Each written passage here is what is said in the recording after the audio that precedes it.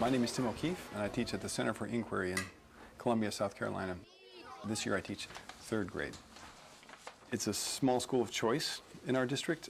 Our district has a policy that allows parents to make choices where their kids go.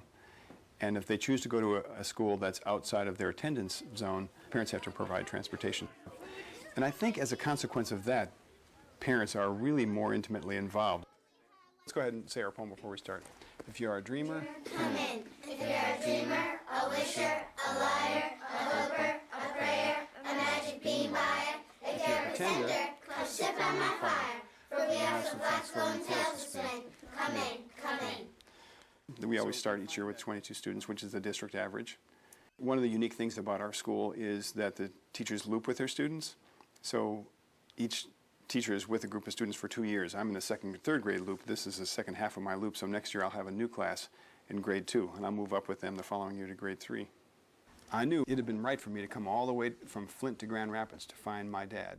I look at myself as a reader and I try to think, what sort of things do I do to help myself understand a story and to enjoy a story? Who brought you here? Your folks out there? No, sir. I'm here to meet my father. Jimmy said, who's your daddy? Why'd he tell you to meet him here? I kept looking at Herman E. Calloway. He didn't tell me to meet him here, sir. I come all the way from Flint to meet my daddy for the very first time. Part of what I do to help them to become lovers of literature is provide these opportunities for them to have conversations about books. I wonder if his dad is going to recognize him, if it really is his dad. So you're doing what all good readers do, right? You're making predictions, you're making guesses, and as we read on, you know, we'll be confirming those and see if it's really true or if it's not, what the story is. You're going to enjoy something so much more if you have an opportunity to talk about it with someone. At least that's true for most people. So if we're talking about a good book, kids might notice things that they hadn't noticed before and kind of rejoice in each other's observations and things. So basically what I try to do is arrange situations where we're sharing good stories and sharing conversations about it. Tim and I talked early on this year about collaborating so that our students would have a chance to visit literature with different people, first and foremost. We spend our whole day and our whole year with 22 people, and it was a nice opportunity to have different perspectives. Today, it is my very great pleasure to reintroduce you to a book that most of you already know. Most of you know this book because you've heard me read it aloud to you. Patricia Polacco, who we did an author study on Patricia Polacco earlier this year. And I don't remember fifth graders. Do we read a great many of Patricia Polacco's books? Yes. The Book Buddy interaction over the past couple days has been focused around a book called Chicken Sunday by Patricia Polacco, one of our favorite authors. Not just one of my favorite authors, but really we all share a love of her work. What are some other Patricia Polacco books that you know? Zach? I don't remember the title, but it was the one where the little girl had her birthday and she thought everyone forgot about it. But they went into the... Oh, I know what you're talking about. I know that. What is that title? Something surprise. Some birthday. Some birthday. Yeah.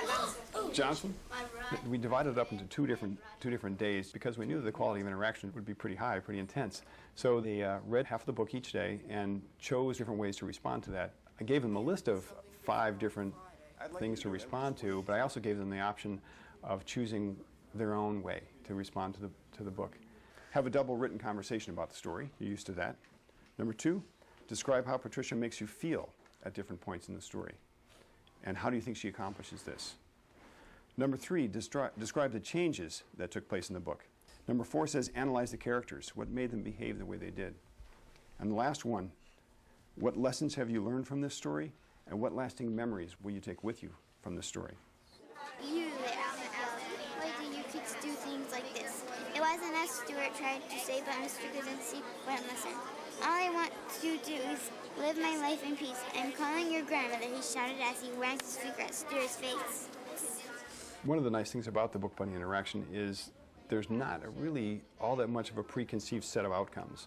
So it's the interaction that's really important. So we're constantly surprised with the really nicely developed ideas that they come up with and the interpretations of the literature and the kinds of conversations we have. So what have you guys chosen to do? Number 5. Which is... What lessons have you learned from the story? What lasting memories will you take? So that's interesting that you guys chose that too halfway through the book. That's got to be challenging. So what It's not challenging. What lesson so far? Because in the book, the boys, not them, but the other boys, they throw eggs at them. I learned that you should not blame other people for something they did not do unless you know that they did it and you are certain. From the perspective of reading strategies, very often my fifth graders will become coaches for the younger student. I like how she uses like real pictures and stuff because it makes it look more real. Great courage to be here. Okay. In my kitchen, the next day we thought and thought, how can we win him over when he thinks we threw those eggs? Stuart asked. He doesn't even like us. Winston. Sure. Eggs, I said quietly. Eggs, Stuart asked. Eggs, ice cream. You have to say it with some expression. I mean, if you're screaming, you're not going to go eggs, ice cream. It's eggs, ice cream. Sometimes it happens the other way. We might have a struggling reader in the fifth grade who works with a third grader and who helps them with strategies. Or I was asking students just earlier about this, and one of my students laughed and she said, you know, my third grade book buddy's a better speller than I am, so I have to ask her how to spell things when we write something together. Mom helped me show the boys how to decorate eggs the way my bubby had taught us. We made designs on the eggshells with hot wax. Then dyed them and finally melted the wax patterns off. We put the eggs in a basket and, even though we were afraid, marched into Mr. Kudinsky's shop and put them on the counter. I noticed as I was walking around with the book buddies, so many kids were talking about the artwork to that story. So many of the kids were fascinated by that artwork. I really liked how she actually put in detail, because that's really how they look when you do the actual eggs. And there's this picture, the one I think I might have told you this the other day. This picture, which to me is just so affecting.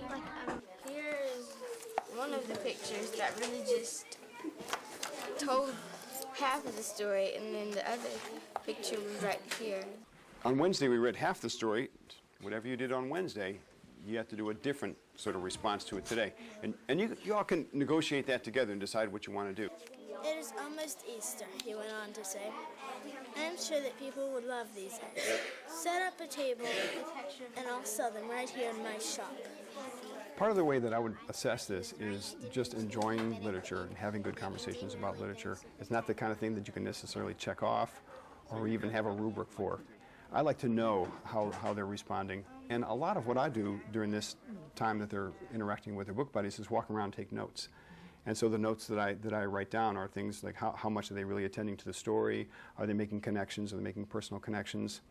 Let's say you did a visual symbols, Sarah, that were important to the book. What kind of thing would you draw for this book if you were using symbols to represent the book?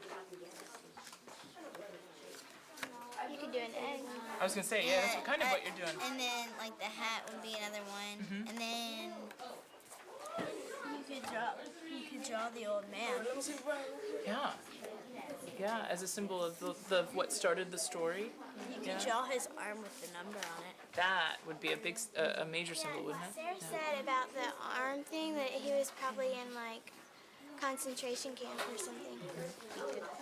I had never noticed that in this book before. Yeah. And then I love the content that happens too. I mean, the content that the students learn about, because what you study together as a community and what we study together as a community is different.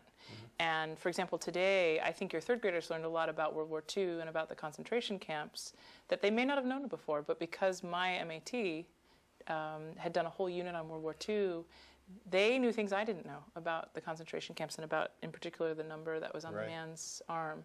And literally, your kids were asking my kids questions about it, and they could answer those questions. That afternoon, when all the eggs were gone, we counted our money. We had more than enough for the hat. Just as we were about to tell Mr. Kandinsky that we wanted to buy the hat, he came out from the back room holding a beautiful full hat box. Gifts wrapped. Keep your money, children, he said softly. I have seen Miss Ella admired this. It is for her, isn't it? Tell her that I know you are very good children, such good children. When you turned the page and you saw that he had a number on his arm, and then Sarah, you noticed in that one that he had a yarmulke on underneath his hat, how does that connect to the story? Like, what does that bring to the story? I think it explains a lot in little words. Like he's changed. Because it explains like why he's like kind of like a hermit in some ways, you know? Like how much like it kind of traumatizes him, I guess. And maybe that's why he's not really open to the public, I guess. When Easter Sunday arrived, we thought our hearts would burst when we watched Miss Ella open that hat box. She held us close, and as big tears rolled down her cheeks. Later that day, Miss Ella sat at the head of the table. She said, "Oh, baby dears, I can die happy now. And after I'm dead, on Chicken Sundays, I want you to boil up some chicken, bones, gravy, and all, and pour it over my grave. So late at night, when I'm hungry, I can reach out and have some." And then she rolled her head back and laughed from a deep, holy place inside. I loved how much people were talking about the connections between the pictures and how much the pictures taught us and words. And I know we probably have a lot to say to each other that we want to share. Think about the things that stand out to you most, that you're really compelled to share with all of us. We get back together at the end of these kinds of interactions and have a whole class conversation about it. When we first thought of the idea of having 44 kids sitting around talking about literature, I thought it was going to be impossible. And we thought we'd just sort of give it a shot. But they are so respectful, and they listen so hard to each other.